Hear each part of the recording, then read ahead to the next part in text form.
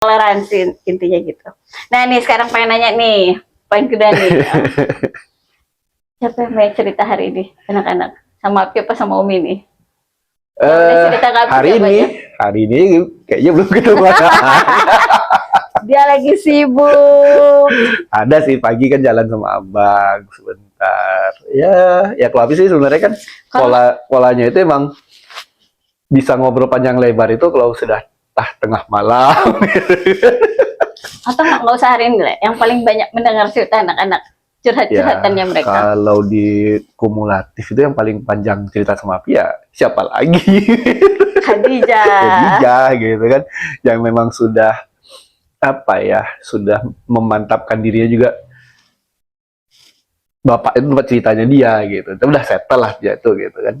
Kalau adik-adiknya ini kan masih yang bisa nggak ya bapak ini Api ini dibuat cerita gitu kan, masih yang malas tanya gitu, masih kayak gitu. Kalau dijatuhin memang sudah memantapkan diri. Raka.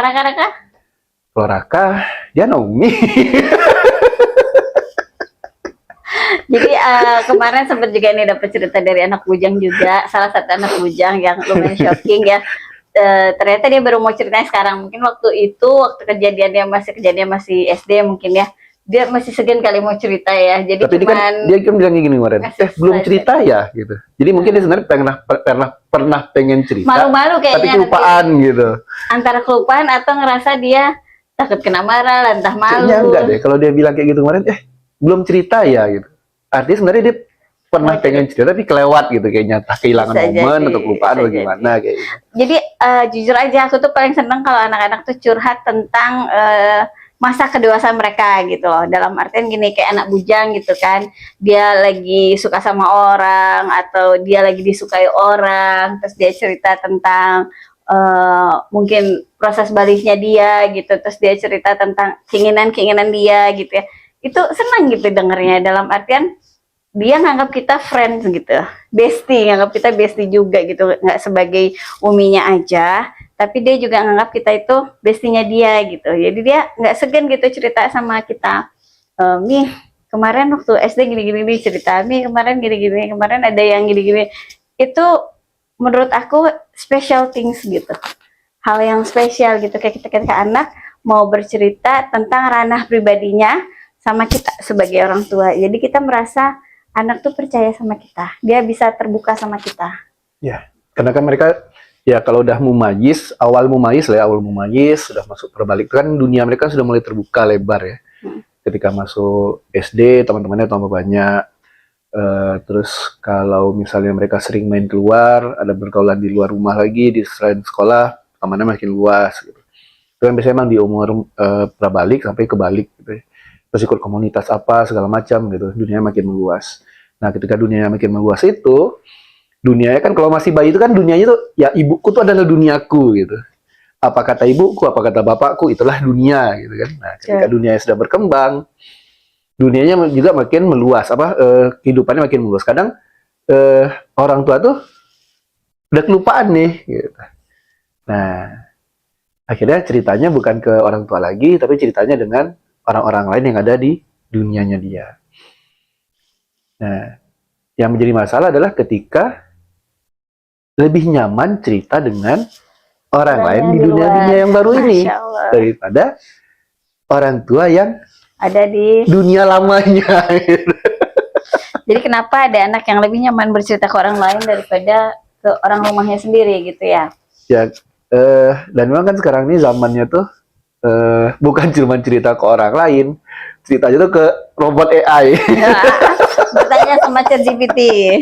Ngobrol sama ChatGPT gitu kan. Dan ini fakta. Anak muda zaman sekarang, terutama di luar negeri ya, itu tuh sampai, tapi lupa angkanya tuh, 50-60% itu emang ngobrol hari-harinya tuh sama AI gitu. Ya entah ChatGPT, entah apa lah gitu. Itu kan pandai juga AI nanggapinnya ya kan, dan kayak AI itu pun pandai nanggapin gitu. Betul. Belum lagi nanti ada aplikasi-aplikasi AI khusus yang emang benar-benar untuk nemanin kamu ngobrol gitu. Banyak gitu. Dan itu kejadian itu kan waktu ketahuan itu ketika ChatGPT 4 itu sedang 4 atau 3 ya? 3 itu sedang naik versi keempat, nggak salah 3 ke 4. Nah, catatan chat mereka itu banyak yang hilang. Oh, itu ribut itu di internet. Wah, nomor lagu ya gini, udah rame gitu. Jadi emang udah ketergantungan ngobrol sama robot. Jadi kan Padahal tidak ada secara fisik ini nggak ada, ada cuman ya obrolan itu ya. Suara juga, suara ada sih ya. suara ada. Karena kerja itu juga bisa pakai suara. Hanya fisik wujudnya aja yang istilahnya. Ya, karena memang percakapan itu emang ya percakapan itu intinya. Dan merasa dimengerti oleh AI bukan kan? fisiknya. Gitu. Karena seringnya ngobrol jadi merasa dimengerti. Wah, apalagi AI itu kan dia mau validasinya luar biasa. Kamu hebat, kamu benar gitu. Sampai itu ada yang bilang, coba kamu jawab, jangan kamu benar terus gitu, jawab yang serius gitu. Ada yang bikin konten kayak gitu. Karena emang memvalidasinya emang kalau dia ya pandai menaikkan AI, rasa gitu, hati kita. Emang diprogram untuk memvalidasi ya, namanya anak-anak sekarang yang kosong validasi, divalidasi sama AI itu ya udah terbang aja. Apresiasi ya, apresiasi banget ya, betul nah, ya. Ini yang hilang di rumah gitu kan, apresiasi orang tua, menunjukkan orang tua itu peduli gitu. Terus ya motong-motong pembicaraan tadi, terus terlalu cepat ngasih solusi padahal anaknya pengen didengar. Padahal cuma pengen didengar. Kadang-kadang kita mak-mak ini begitu anak-anak curhat langsung, loh janganlah kayak gitu. Padahal dia cuma pengen denger aja lah. Aku nggak perlu direspon, nggak perlu ditanggapin, nggak perlu. Padahal sebenarnya dia pengen gitu cerita, nanti dia sudah ketemu solusinya sendiri gitu. Ya dengan dia cerita tuh dia jadi ketemu solusi juga gitu ya. Atau kadang setelah dia cerita, oh kepikiran solusinya sendiri gitu. Jadi kadang-kadang cuma wujud kita aja yang butuh di situ untuk mendengar dia gitu. Nggak ngomong sama tembok lah intinya, dia ada gitu kan, ada telinga yang dengerin dia gitu. Ya sudah, jadilah telinga itu gitu. Nah, tapi ketika itu hilang, ya itu dia mencari teman ngobrol di luar. Dia ya zaman sekarang akhirnya teman ngobrol itu sesuatu yang tidak nyata juga gitu kan, AI gitu yang wujudnya digital maya gitu kan. Bukan namanya maya. Tapi dunia maya gitu. Dunia maya, dunia internet.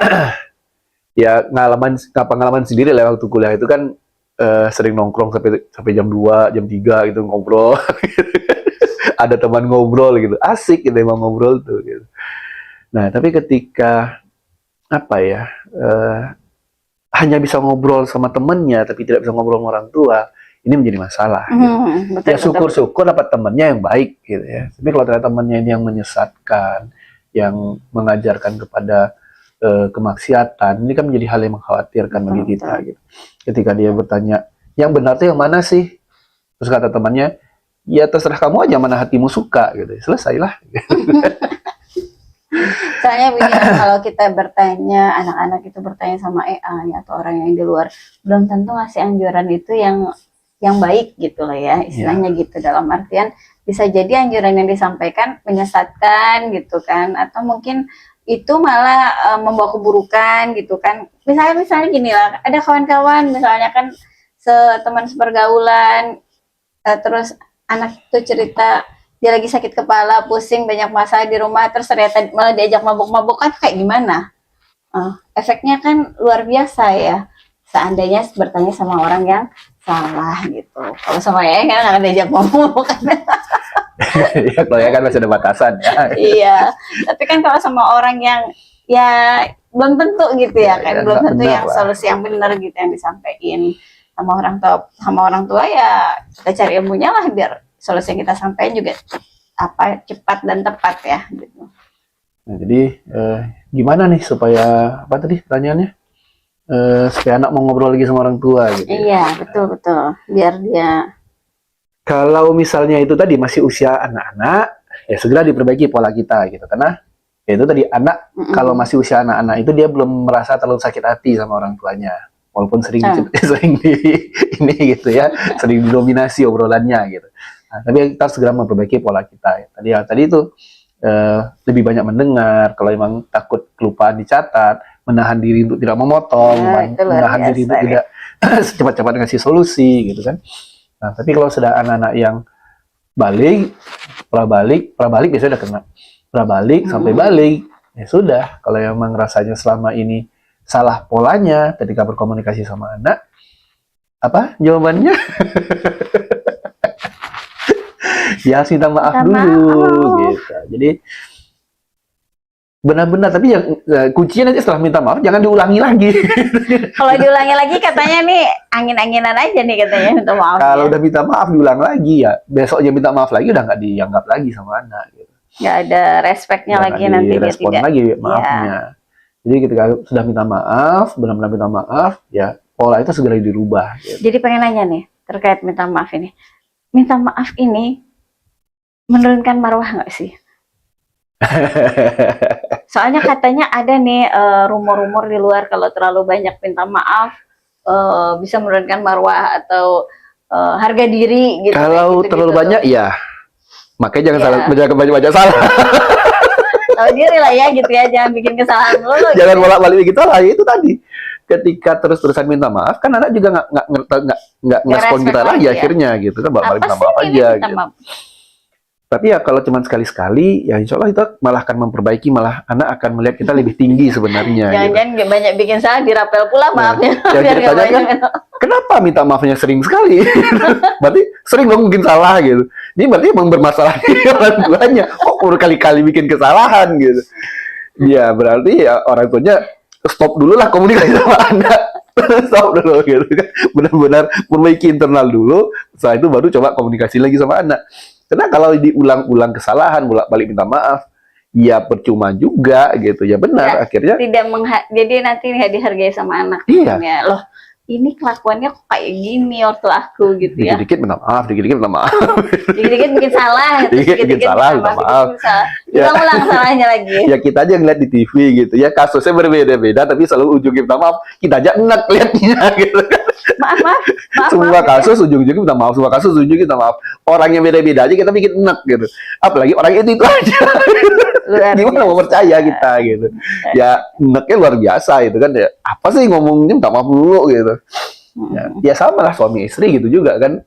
Istri bolak-balik minta maaf, suami minta maaf tapi kasusnya itu aja. Ya minta maaf juga nggak akan dianggap lagi kan gitu. Gak percaya deh aku minta maaf terus nanti gitu. Dikerjain lagi gitu pasti kan. Pasti diulang lagi gitu ya. Malah diulang yakin lagi. Pasti diulang lagi. Iya. Nah, ya sama dengan ketika tobat apa dibilangnya? Apa saya lupa itulah gitu kan. Ya sama ketika banyak minta maaf sama istri atau khususnya kepada anak, bolak-balik minta maaf. Ya itu juga jadinya ya.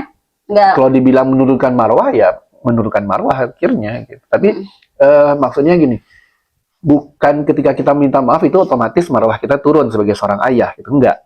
Gitu. Tapi ketika diulang-ulang keseringan sama. Gitu, iya pasti anak udah nggak akan nganggap kita lagi sebagai seorang ayah gitu. Apa sih ini manusia? Apa sih ini bolak-balik salah, bolak-balik minta maaf aja gitu.